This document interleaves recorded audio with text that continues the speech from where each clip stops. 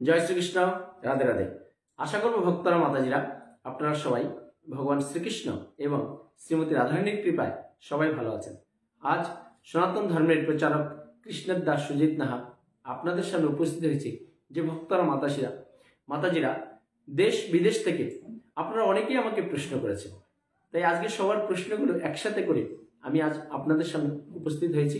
আপনারা শুরু থেকে শেষ পর্যন্ত আজকে এই ভিডিওর কথাগুলো শ্রবণ করুন, তাহলে আপনি বুঝতে পারবেন যে আপনার মনে অনেক ধরনের প্রশ্ন জেগে আছে, কিন্তু কোথা থেকে সলিউশন পাবেন, কোথা থেকে শাস্ত্রের কথাগুলো জানবেন।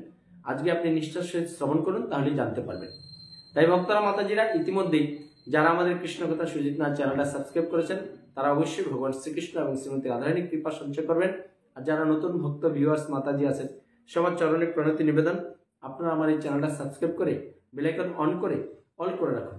তাহলে আপনি ঘরে বসে সুন্দর নির্মল বাংলা ভাষায় আপনি পৃথিবীর যেখানেই থাকেন সনাতন ধর্ম বিষয়ক এবং শাস্ত্রের সমস্ত কথাগুলো আপনি খুব নিষ্ঠার সাথে শ্রবণ করতে পারবেন। তাই আজকে প্রথম জানতে চেয়েছেন বীরভূম থেকে শৈলেন দাস।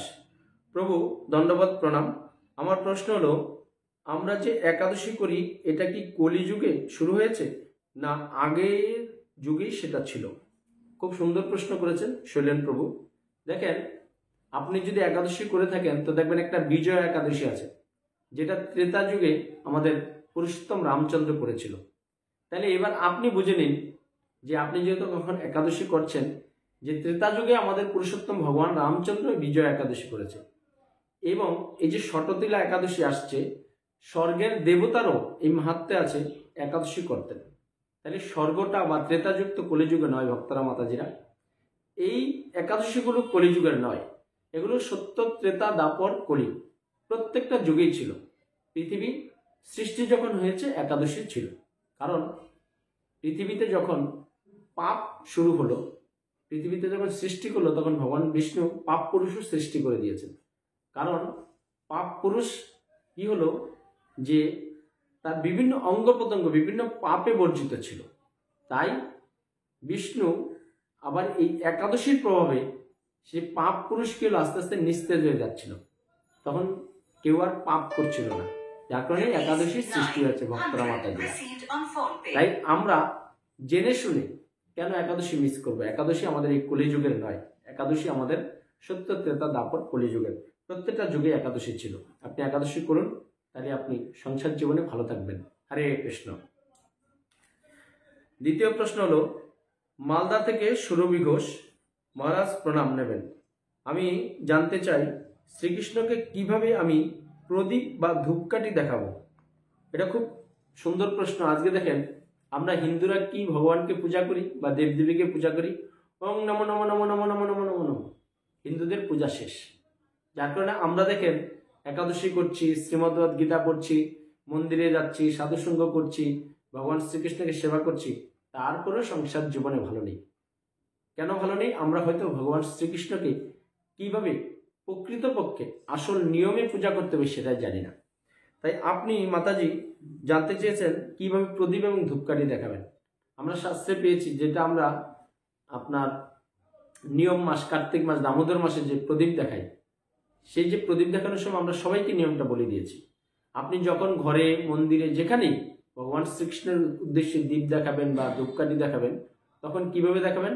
প্রথমে চরণ থেকে শুরু করবেন। আমরা যে ভুলটা করে দেখি, প্রথমেই মুখে দেখাই, ভাবি কি মুখে দেখালেই মানে ভগবান শ্রীকৃষ্ণ আপনার প্রতি সন্তুষ্ট হবে, না, এটা ভুল। প্রথমে চরণে 4 বার দেখাবেন। চরণে 4 বার দেখানোর পর উদরে মানে নাভিকমলে আপনি 2 বার দেখাবেন। নাভিকমল থেকে আপনি মুখমণ্ডলে ভগবান শ্রীকৃষ্ণের 3 বার দেখাবেন। তারপরে সর্বাঙ্গে 7 বার দেখাবেন। এইভাবে ক্লকওয়াইজ, ঘড়ির কাঁটা যেভাবে ঘুরে সেইভাবে। তাহলে আমি আবারও বলে দিচ্ছি, প্রথমে চরণে আপনি 4 বার ধূপ বা দীপ দেখাবেন, উদরে দেখাবেন, তারপরে মুখমণ্ডলে দেখাবেন, তারপরে আপনি সর্বাঙ্গে 7 বার দেখাবেন। এইগুলো সঠিক ভগবান শ্রীকৃষ্ণকে আপনার ধূপকাঠি বা দীপ দেখানোর নিয়ম। আর অন্যান্য দেবদেবী বা শ্রীমতী রাধারানী বা গুরুদেব আপনারা মুখমণ্ডলে শুধু দেখাবেন, তাদের আর উদরে বা চরণে দেখানোর প্রয়োজন নেই। তাহলে ক্লিয়ার ভক্তরা মাতাজিরা। এবার আসি তৃতীয় প্রশ্নে। পূর্ব মেদিনীপুর থেকে রাকেশ মাইতি। মহারাজ, আপনার ভিডিও দেখে আমরা গ্রামের অনেকেই একাদশী করছি।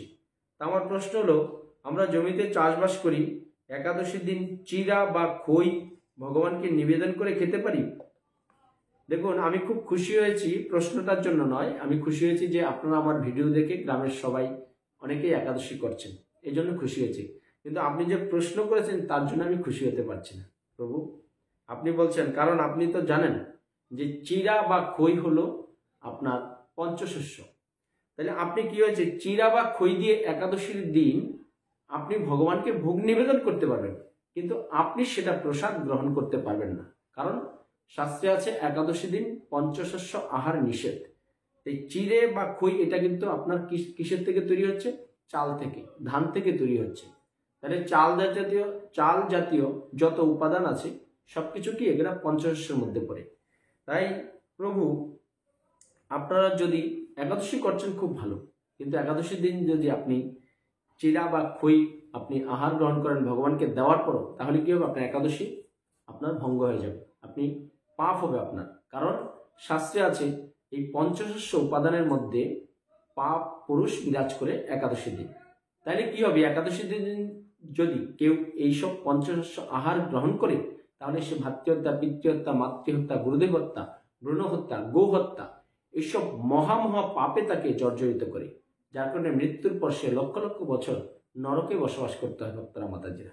তাই আপনার চরণে প্রণতি নিবেদন, আপনি ভগবানকে চিরা বা খই দিয়ে একাদশী দিন ভোগ নিবেদন করেন, কিন্তু প্রভু আপনারা কেউ গ্রহণ করবেন না, তাহলে আপনার একাদশী কিন্তু সঠিকভাবে পালন করা হবে না। তারপর আসি কলকাতা কসবা থেকে ঋতু বর্মন। প্রভু, আমার প্রশ্ন, শ্রীকৃষ্ণ তো দ্বাপর যুগের অবতার, তাহলে কলিযুগে আমরা কেন শ্রীকৃষ্ণের সেবা করব? খুব ভালো প্রশ্ন। মাতাজি, আপনি যে কলকাতা থেকে আমাদের জানতে চেয়েছেন যে সত্যি, কারণ স্বয়ং ভগবান শ্রীকৃষ্ণ এসেছিলেন দ্বাপর যুগে আমাদের বসুদেব এবং দেবকীর গর্ভে। তাই যে এই শ্রীকৃষ্ণ কেন পূজা করবেন কলিযুগে? কারণ কলিযুগে এসছেন কে? স্বয়ং শ্রীকৃষ্ণ চৈতন্য মহাপ্রভু ভক্তরূপে আবির্ভূত হয়েছিলেন। তাই আপনার প্রশ্ন হলো যে দ্বাপর যুগের অবতার আপনি কেন পূজা করবেন? আপনি শাস্ত্র যদি অধ্যয়ন করেন, আপনি যদি গীতা অধ্যয়ন করেন, ভাগবতম অধ্যয়ন করেন, তাহলে জানতে পারবেন যে সকল অবতারের শ্রেষ্ঠ অবতার হল স্বয়ং ভগবান শ্রীকৃষ্ণ।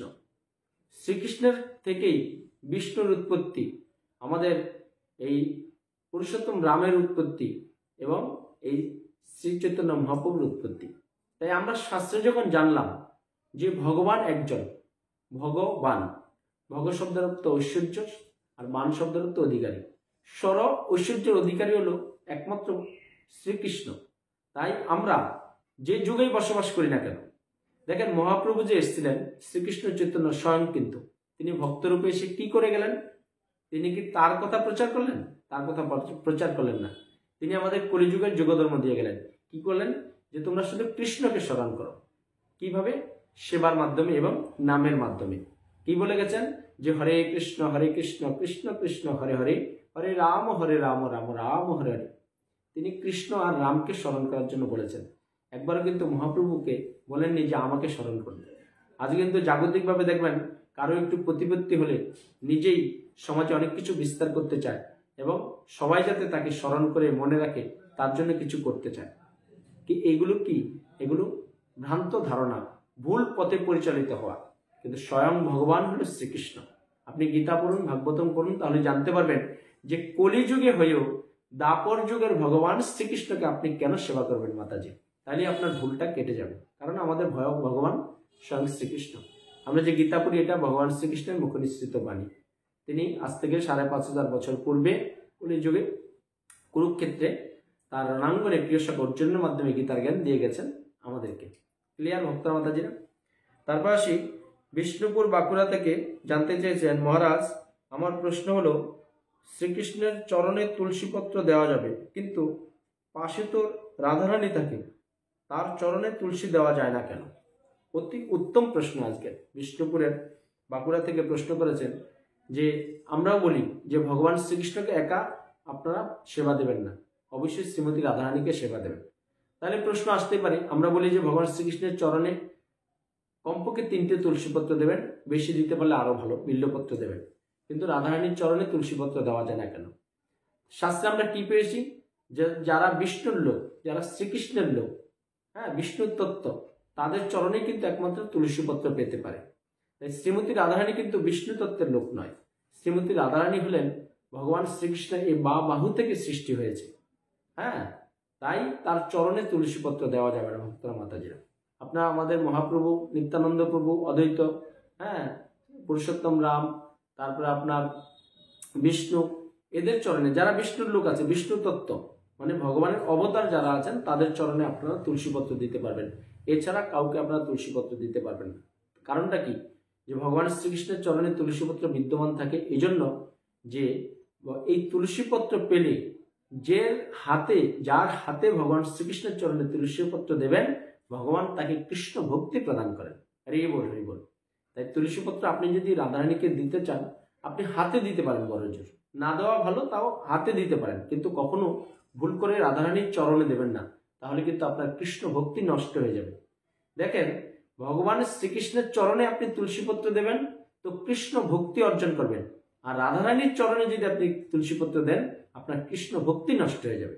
শাস্ত্রে পরিষ্কার করে লেখা আছে। তাই আপনি রাধা কৃষ্ণ কিন্তু একসাথে আপনি পূজা করবেন, সেবা করবেন, ভক্তি করবেন, কিন্তু তুলসী পত্র পাবে ভগবান শ্রীকৃষ্ণের চরণ, শ্রীমতী রাধারানীর চরণ তুলসী পত্র পাবে না, বড় যে আপনি হাতে দিতে পারেন।